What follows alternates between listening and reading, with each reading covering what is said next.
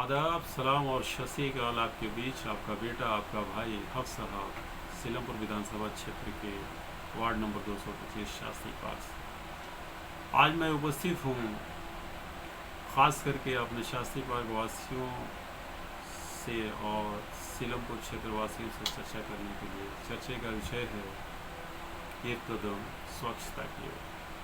जी हाँ मेरे प्यारे भाइयों, बहनों और बुज़ुर्गों, जैसा कि आप जानते हैं कि बरसात का मौसम आ चुका है, जिसको बीमारियों का भी मौसम कहा जाता है। और इस मौसम में अगर हम अपने खान पीन पे और घर की सफाई और नाली की सफाई और गलियों की सफाई अगर नहीं रखेंगे तो हम बीमारी से ग्रसित हो सकते हैं। इसलिए हमें बीमारी से बचने के लिए अपने खान पीन पे, अपने घर की सफाई पे, जिस नाली में मेरे घर का पानी जाता है उस नाली की सफाई, जिस गली में हम चल करके अपने घर में जाते हैं उस गली की सफाई का पूरा हमें ध्यान रखना पड़ेगा। जैसा कि आप जानते हैं कि दिल्ली एमसीडी की तरफ से हर इलाका में और इलाका के हर गलियों में एमसीडी के माध्यम से सफाई कर्मी को नियुक्त किया गया है। झाड़ू देने वाला, नाली साफ़ करने वाला, कूड़ा उठाने वाला। इसलिए हर गली वासियों का ये फ़र्ज़ बनता है कि सफाई कर्मी का जो है मोबाइल नंबर हम रखें और अपने निगरानी में प्रतिदिन गली की सफाई करवाएं, नाली की सफाई करवाएं, झाड़ू दिलवाएं, ताकि जैसा आपका घर स्वच्छ है उसी तरह से आपकी चलने वाली गली, आपके घर का बहने वाला पानी की नाली साफ़ है। अगर सिर्फ आप ये सोचेंगे कि हमें अपने घर की स्वच्छता से मतलब है और गली और नाली से मतलब नहीं है, तो आप कभी भी स्वच्छता की ओर आप सक्सेस नहीं हैं। आप तभी जो है स्वच्छ हो सकते हैं जब आपके घर के साथ आपकी नाली और गली स्वच्छ होगी।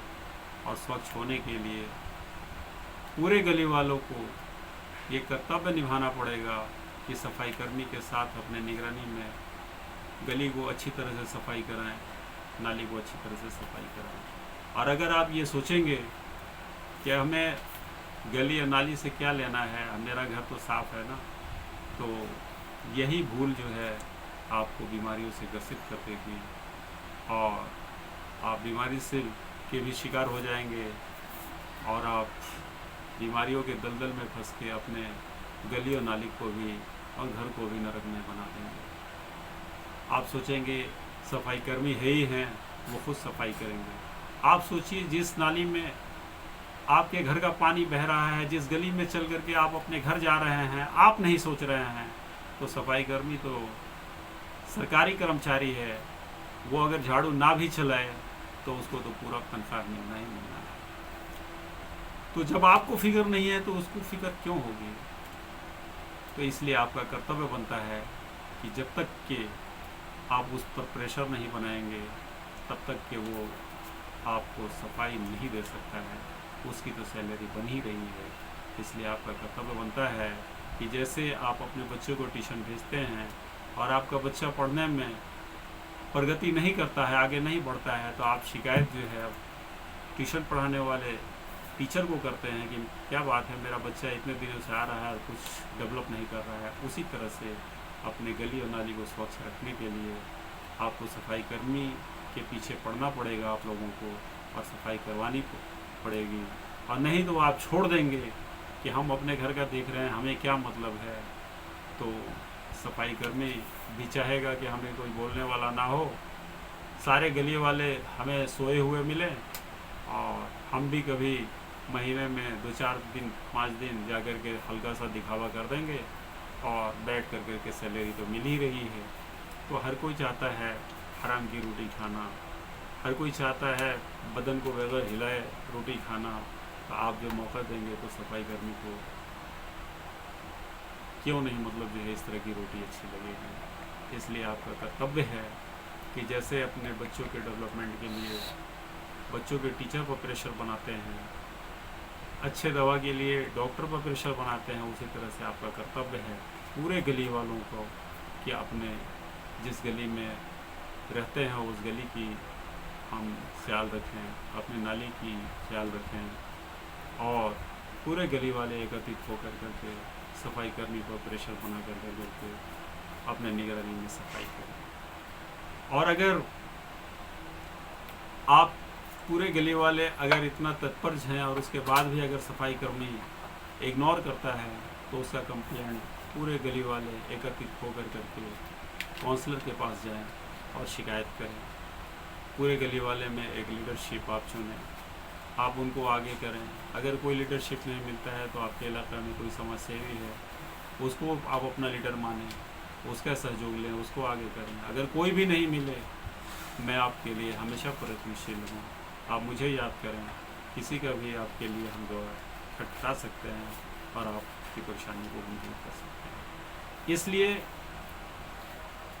जिस गली में जो लोग रहते हैं वो गली को स्वच्छ रखने के लिए पूरे गली वालों को जागना होगा, पूरे गली वालों को अपने घर की तरह फिक्र करनी होगी, तभी आपकी गली, आपकी नाली स्वच्छ रह सकती है और आपका इलाका स्वच्छ रह सकता है। इसलिए इलाका को स्वच्छ रखना है, इलाका को बेहतर बनाना है तो पूरे इलाके वालों को एकत्रित होना पड़ेगा, टेंशन लेना पड़ेगा, फिक्रमंद होना पड़ेगा, तभी हमारा इलाका डेवलपमेंट करेगा। उसी तरह से जिस गली में जो लोग रहते हैं उस गली को बेहतर रखना है, साफ़ सुथरी रखना है, नाली को साफ़ सुथरी रखना है तो गली वालों को टेंशन रखना होगा। और अगर सिर्फ अपने घर की आप टेंशन रखेंगे तो ना इलाका डेवलप होगा, ना आप डेवलप करेंगे, ना आपकी नस्ल जो है कोई अच्छी तरबियत सीखेगी। इसलिए आप इस तरह का ख्याल रखेंगे तो आपकी नस्ल भी टेंशन रखेगी इलाके को बेहतर बनाने के लिए, अपनी गली को बेहतर बनाने के लिए, नाली को साफ़ सुथरी रखने के लिए, घर की सफाई के लिए। इसलिए मेरा फरज़ा है कि हम अपनी सोच जगाएं, अपने नस्ल को भी बेहतर बनाएं, अपने इलाके को भी हम स्वच्छ रखें और जो भी परेशानी हो गली की, गली वाले एकत्रित होकर करके कदम मिला करके आगे बढ़ें और गली की परेशानी को दूर करें। इलाका की जो परेशानी है इलाका वाले एकत्रित होकर करके इलाके की परेशानी को दूर करें। इसलिए हम सिर्फ अपने अगर घर का सोचेंगे तो ना हमारी गली की सफाई अच्छी हो सकती है, ना नाली की सफाई हो सकती है, ना मेरा इलाका डेवलप हो सकता है। इसलिए अगर घर मेरा है तो वो नाली भी हमारी है, वो गली भी हमारी है और इलाका भी हमारा है। इसलिए अपने घर की तरह अपने गली नाली की भी फिक्र करें, अपने इलाका की भी फिक्र करें और अपने इलाका को बेहतर बनाएं, अपने नस्लियात को भी सफाई के बारे में तरबियत दें और स्वस्थ रहें, बीमारी से हमेशा बचते रहें। आपका बेटा, आपका भाई, आपका सेवक हक साहब, शास्त्री पाठ। धन्यवाद।